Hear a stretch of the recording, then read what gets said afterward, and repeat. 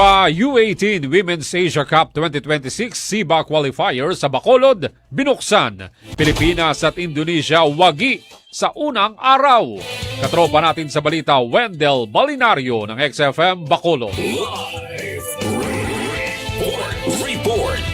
Naging mainit ang pagbubukas ng FIBA Under-18 Women's Asia Cup 2026 SIBA qualifier sa lungsod ng Bacolod kahapon, Hunyo 2, kung saan ipinakita ng iba't ibang kupunan mula sa Southeast Asia ang kanilang husay sa larangan ng basketball. Sa unang laro ng torneo, tinalo ng Indonesia ang Singapore sa score na 66-49 matapos ang matatag nilang performance upang magkuha ang kanilang unang panalo sa kompetisyon.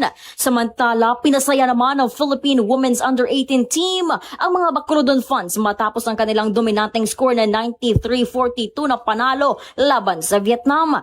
Nagpakita na mahusay na opensa at depensa ang kupunan ng Pilipinas na nagbigay ng kasiyahan sa maraming manunood na dumalo sa opening day ng torneo.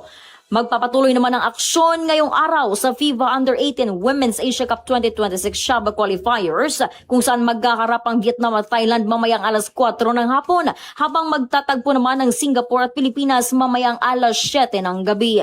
Nanawagan din ang mga organizers sa Bacolod noon at negrosano na suportahan ang torneo dahil libre ang panunood sa mga venue sa nasabing laro. Mula rito sa 103.9 XFM Bacolod, para sa nagkakaisang Pilipino sa Pilipinas, ako si Katropang Wendell Balinario, XFM News.